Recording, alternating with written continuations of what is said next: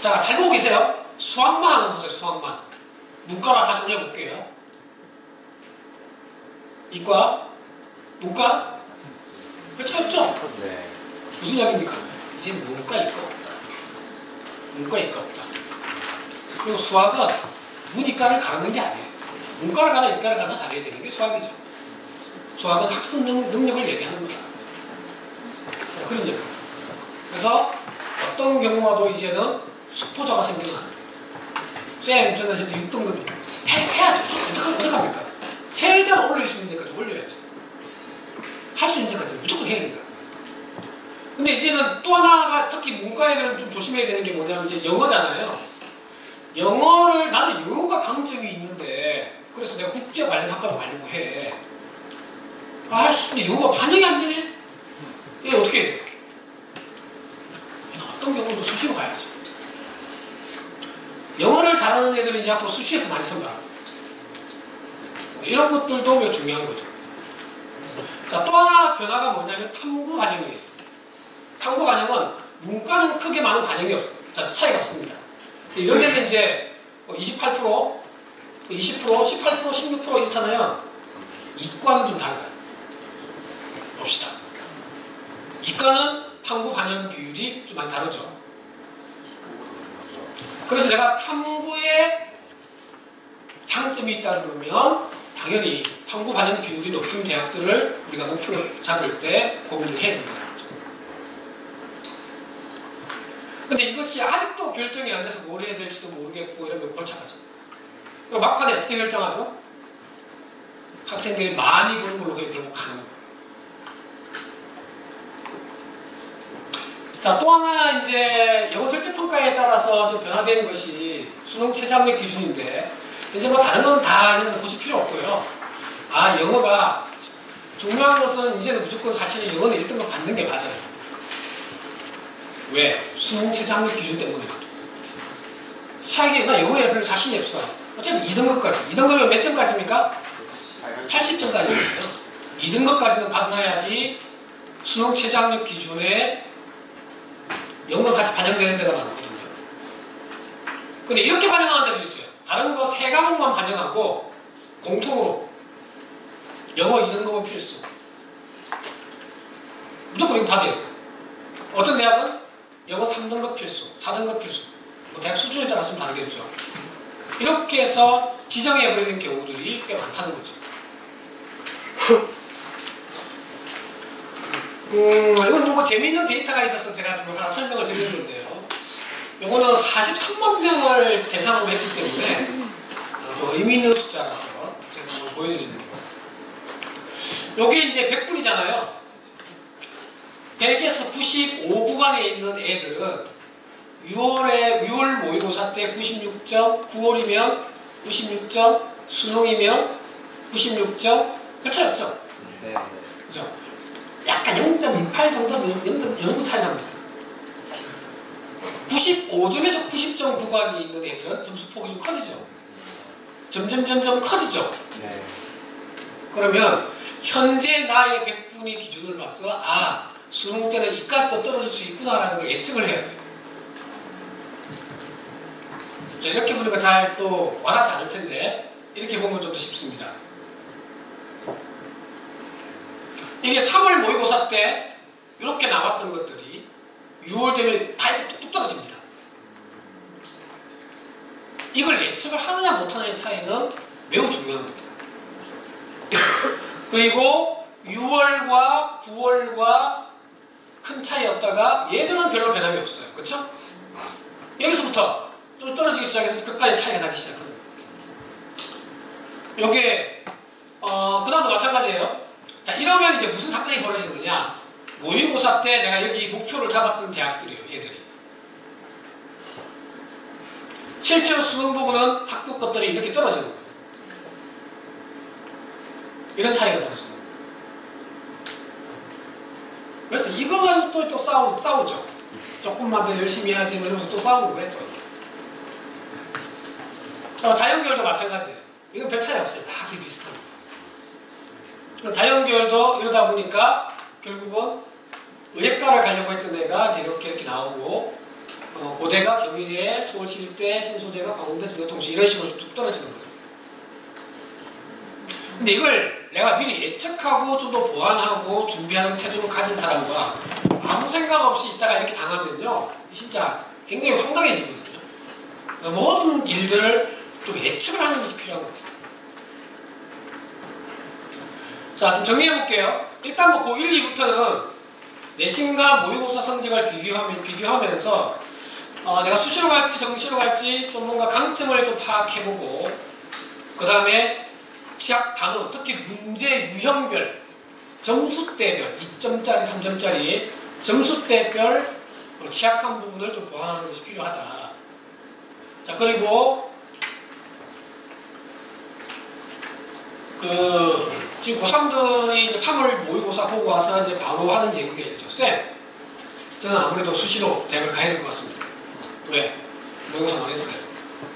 그리고 걔가 이제 4월 달에 중간고사 보고 와서 또 이야기합니다. 쌤, 아무 생각 해봤는데 정시로 대학을 가야 될 것 같아요. 왜? 내신 망했어요. 그러다가 이제 끝나는 거예요. 그러다가. 지금은 내가 수시로 간다, 정시로 간다 이 개념이 아니라 내신과 모의고사를 어떻게 균형 있게 준비할 것이냐가 중요합니다. 그래서 수능 최저 학력 기준이 있기 때문에 수시로 100% 간다 하더라도 수능을 무시하면 안 된다.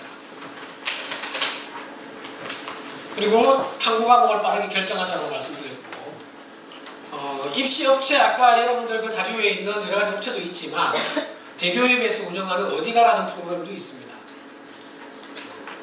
이 프로그램 이름이에요. 어디가. 여기에도 성적 입력하면 내 점수로 환산해서 다 보여줍니다. 이게 또 사교육 규제하려고 만들었는데 아직도 노하우가 있는 입시 업체만큼은 못 들어가요. 근데 이제 내가 입시 업체 한 군데 하고 어디가 한 군데 하고 이렇게 하잖아요. 자, 이제 좀 더 본격적인 이야기, 내신과 수능 지원 전략 준비입니다. 지금까지만 볼 때, 앞으로 많이 남았지만, 나는 내신과, 오히려 참 내신 이야기 없구나.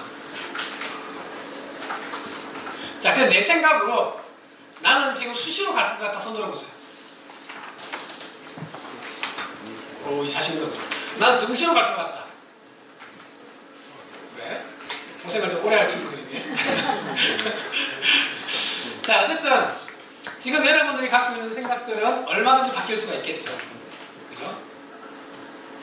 자, 근데 이제 수시로 간다는 전제는 이런 겁니다. 학생부 교과와 종합을 같이 준비한다. 이런 의미로 여러분들이 좀 고민을 하셔야 되죠. 현재 내신과 모의고사 등급이 요 구간에 있느냐, 요 구간에 있느냐에 따라서 좀 많이 다르겠죠. 자, 4, 5등급 구간에 있는 친구. 손들어 막 손 안 될 테니까. 얘들은 일단 적성고사를 우리가 해야 됩니다. 적성고사는 훈련이거든요. 그리고 취업률을 고려한 전문대도 고려를 해야 됩니다. 이건 물론 제 개인적인 생각입니다만은, 제가 아는 친구 하나는 걔가 충분히, 걔가 평균 등급이 3점대 중반이었는데 스스로가 전문대를 선택해서 가더라고요. 자기가 배우고 싶은 것은 메카트로닉스 쪽으로 자기는 전공을 하고 싶다. 그래가지고 경기도에 있는 뭐 전문대를 갔는데 어쨌든 자기 말로는 한 번도 연애를 하지 않고 열심히 공부를 했고 계속 학과 활동을 해서 10원짜리 하나 안 들이고 대학을 졸업을 해서 3년제. 요즘 전문 3년제 많습니다. 그래서 졸업하기 전에 LG화학에 시험을 나왔어요. 그래서 지금 열심히 좀 잘 넘어가고 있습니다. 걔의 이야기는 뭐냐 하면, 어설픈 데 가서 끝자락에 있느니, 그러니까 무슨 이야기입니까? 용꼬리가 되느니 뱃머리가 되겠다. 이런 각오로 지가 선택해서 이제 간 거죠. 그래서 정말로 자기가 하고 싶은 일을 자기는 하고 싶다. 근데 얘는 이제 3학년 때 그 교수가 무슨 이야기를 했느냐면, LG화학에 취업하는 거 하고 한양대 에리카로 가가지고 거기서 다시 공부해서 교수의 길을 가는 것까지 추천을 했어요. 자기 추천해 주겠다. 길은 많아. 열심히 하다 보면 기회가 많다는 거예요. 자, 내신은 한 3등급 되고 모의고사가 4, 5 정도 나오면 어쨌든 이 친구들은 정시에서 4, 5등급, 모의고사가 이게 4, 5등급 나오면 아까 우리 몇 명 모집했죠? 아니요, 정시 수능 8만. 힘들으시겠죠, 그죠? 그래서 수시에 전형을 하는데 교과 면접을 고려하면서 이 중에서 한두 과목이라도 이제는 가서는 한두 과목이라도 좀 에너지를, 내가 점수가 잘 나올 수 있는 것들 해가지고 최저학력 기준을 반드시 맞추는 조건으로 가야 됩니다. 근데 내가 내신은 또 모의고사는 좀 떨어지지만 나름대로 진로와 관련된 활동을 꾸준히 해왔어. 동아리도 그렇고 진로 활동도 그렇고 봉사도 그렇고. 그렇다 그러면 이 친구는 이제 학종을 충분히 또 지원할 수가 있겠죠, 그죠? 그 다음에 이제 얘들은 주로 어떤 애들일까요? 내신이 1, 2등급 나오고 모의고사는 4, 5등급 나오고. 저는 전국에 지방의 학교들 많이 가는데 지방의 전교 1등들이 늘렸어요. 내신은 1등급인데 모의고사 4, 5등급 늘렸어요. 얘들은 추천 전형이 대부분이겠죠, 그죠? 어쨌든 얘들은 목숨 걸고 가야 됩니다. 그래서 학생부 종합진영에서 좀 상향을 치고 학생부 교과는 안정적으로 무조건 대학을 간다는 마음을 가지고 수시로 간다는 마음을 가지고 준비를 해야 되죠. 대신에 이제 이 친구들도 교과를 쓴다고 하면 최저 기준이 있는 데를 최저 기준이 대부분의 교과는 있기 때문에 최저 기준을 맞추는 한두 과목에 집중해야 돼요. 뭐 다 비슷한 내용입니다만은 아주 애매한 선들이잖아요. 그렇죠? 모의고사 3등급, 내신 3등급 이 정도 되는 선들. 여기는 이제 3, 3 정도가 나오면 지방 국립대 정도까지 우리가 생각해요. 지방 국립대. 근데 뭐 충남권으로 내려가면 충남대하고 충북대하고 또 점수 차이가 많이 나거든요. 근데 이제 어쨌든 학생부 전국에서 학생부 교과 전형이 몇 프로였어요? 교과 전형이 40%였잖아요. 네. 왜 그렇게 교과가 많을까요? 아까 상위는 68%밖에 안 되는데. 생각해보세요. 이 강원도에서 내신이 1등급에 비교과 좋은 애들 어디 지원할까요? 다 서울 가잖아요. 가라. 나무 그 다음 애들 있잖아요. 그 다음 애들은 다른 건 몰라도 내신이라도 좋은 애를 뽑겠다.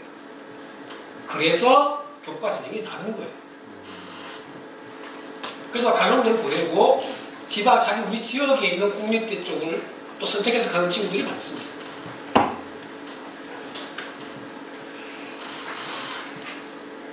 얘들은 얘기할 필요 없겠죠, 그죠? 근데 얘들도 전략을 잘못 세워서 떨어지는 애들 많아요. 욕심이 많아가지고. 얘들은 뭐 수시로도 잘 갈 수 있고 정시로도 잘 갈 수 있고 뭐 이렇잖아요. 근데 이 욕심 잘못 내면은 이게 이제 2개 정도로 압축이라고 해놨는데 전형을 막 열려 선택하면은 정시도 준비 못하고 막 엉뚱한 데 시간 다 뺏기고 이래가지고 다 나가는 거예요. 이런 것도 조심해야 돼요. 그래서 사실은 이제 요 범위 안에 있는 애들, 요 범위 안에 있는 애들이 정시, 현재 내가 갈 수 있는 정시로 갈 수 있는 대학들을 좀 잘 타진해서 수시에서 나의 강점, 뭐 강점이라 해봤자 대부분 학종이에요. 뭐 논술은 그렇게 강점이라고 할 수 없습니다. 이게 이제 지금 하나의 사례인데 상위 11개 대학을 2017학년도, 2016학년도 150개, 180개 학교를 가지고 통계를 낸 게 있어요. 한번 봅시다. 지원자 대비 합격률이거든요. 교과, 논술, 면접 특성 중에서 합격률이 제일 높은 게 어딜까요? 뭘까요? 종합.